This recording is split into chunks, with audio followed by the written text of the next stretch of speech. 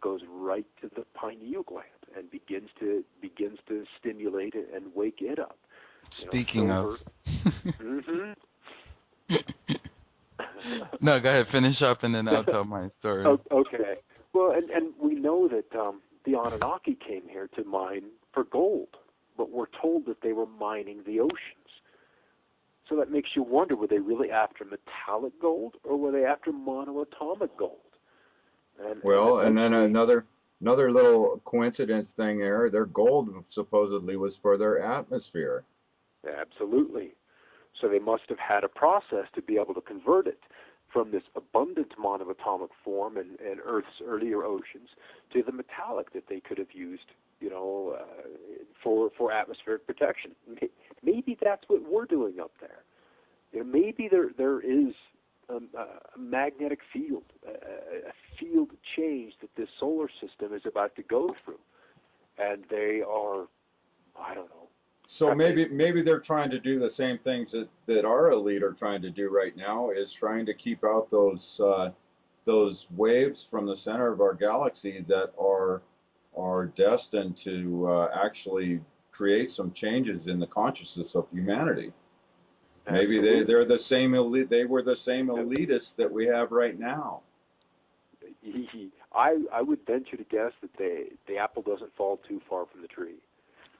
Because kingship and royalty was lowered from heaven, right. And in those Sumerian documents that predate the Bible, that constitute the Old Testament of the Bible, with theories of creation and Noah and all of those signposts that the Christians are so ardently attached to, are far, far older, right. And they're older stories, that go back to the Anunnaki and are encapsulated and forever recorded in tens of thousands of Sumerian clay tablets. So, yeah, maybe. And I know, yeah. So we'll see if those energies show up.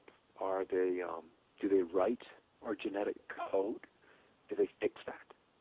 And if so, that would be fascinating. And that's one of the reasons why the Ormus excites me, is because as the monoatomics come into your system, it literally creates cell by cell, chromosome by chromosome, strand of DNA by strand of DNA, a connection to its counterpart in your light body. And as those aspects of the physical body which need to be replaced, up until now, those 300 billion cells yesterday that needed to clone themselves copied all of the mistakes of the years past and passed it on to the next generation, saying, here, do your best. But now, with the Ormus in there, it has access to your energy body. And then it says, holy crap, we've been doing this wrong. And instead of replicating itself precisely, it says, I can manifest from this new template. And so cells and DNA and chromosomes begin to manifest slowly but surely, correctly. And then health is restored. This makes me think about that experiment that was done a couple of years ago where somebody, I can't remember what radiation or what waves, I think it was sound, but they put it through I can't remember if it was frog to salamander or salamander to frog, but they took it was salamander to frog, the laser beam through the embryo. And right. I can't remember if it was a Russian scientist or not who did that. Which proves what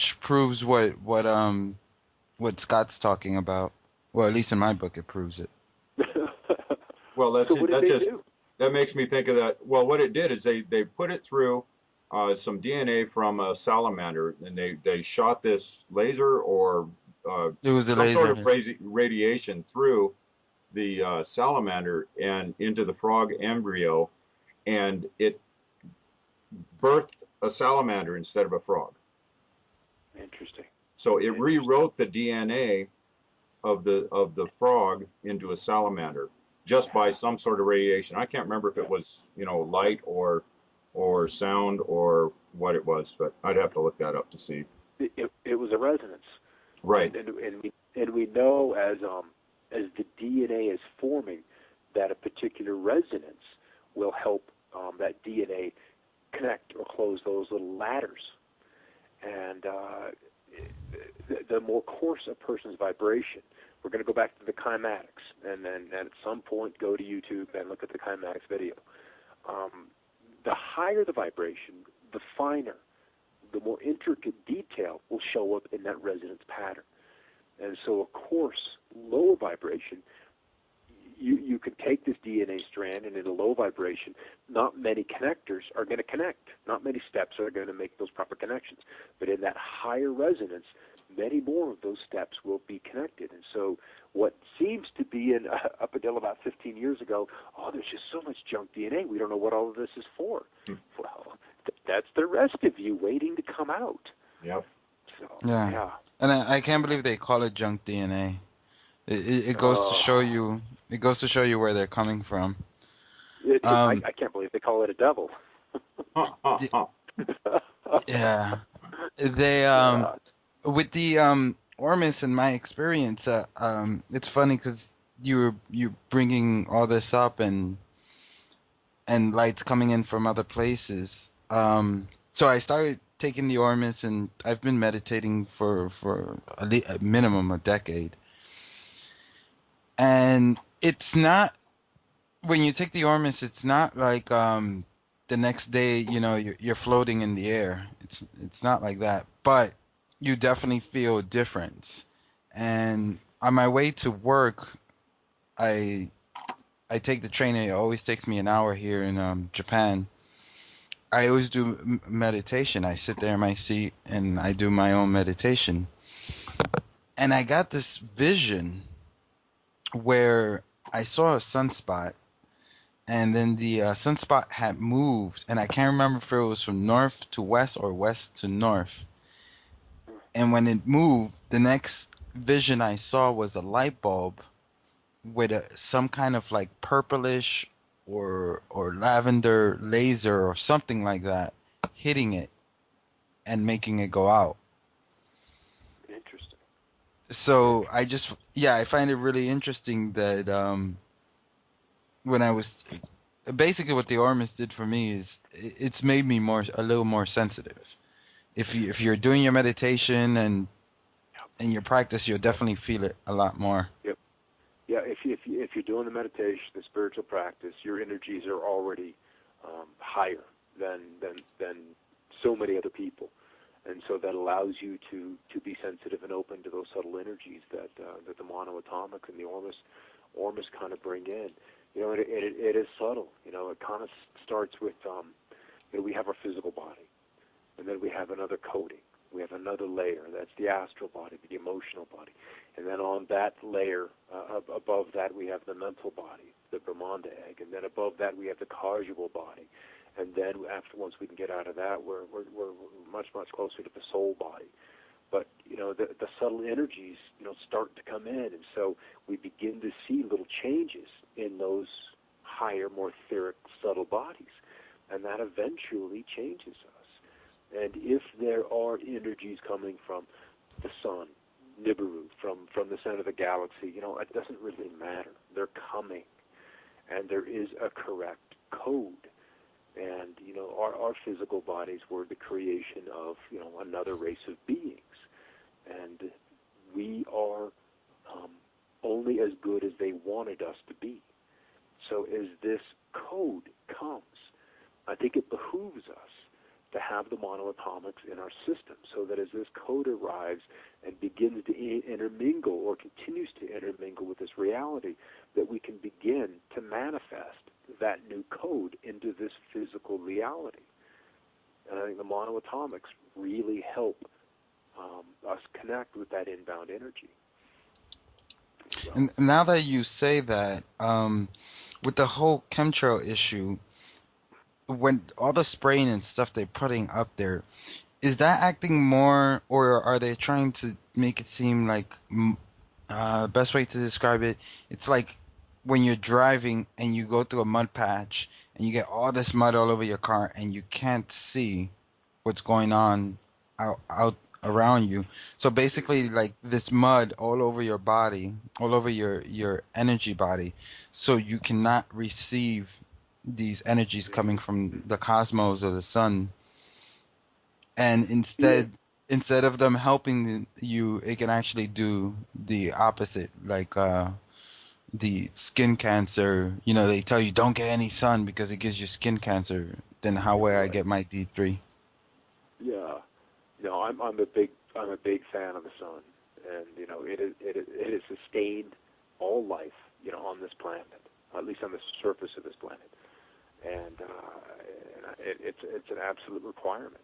We need gobs of vitamin D to stay healthy and cancer free. We need gobs of it, far more than most people are getting. And there's even you can Google something called sun gazing. It's a fascinating process.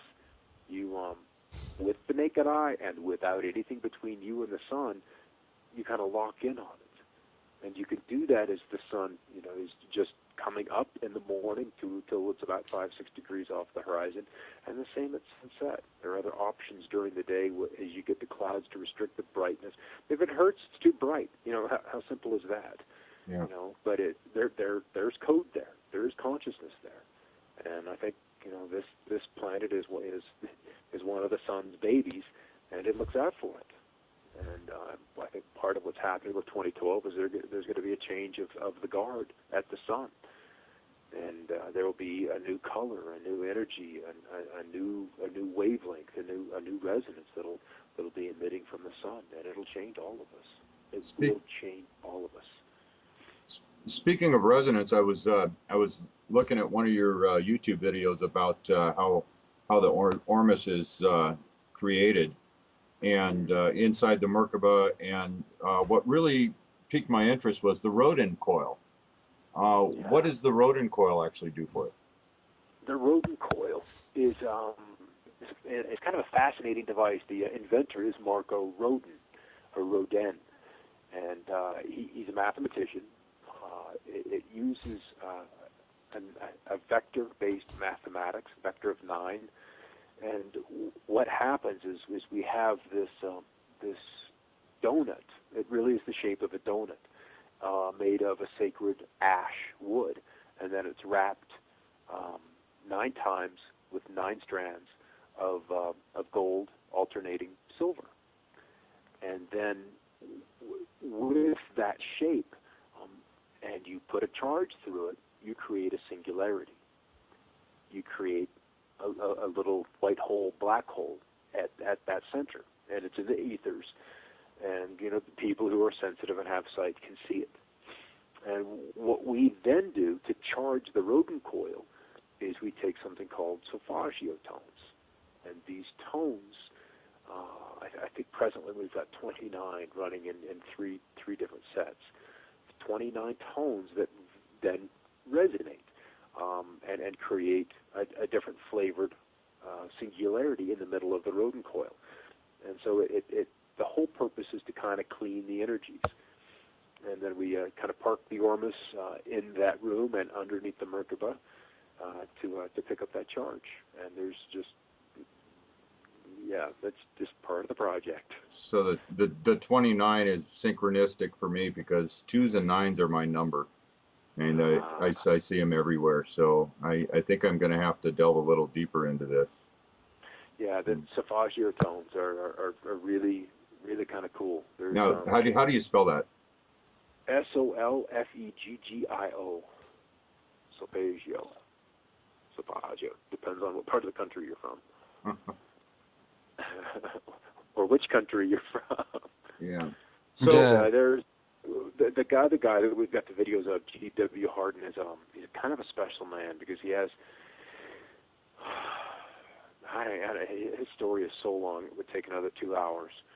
He just has direct communication to the angelic realm. It's just that simple.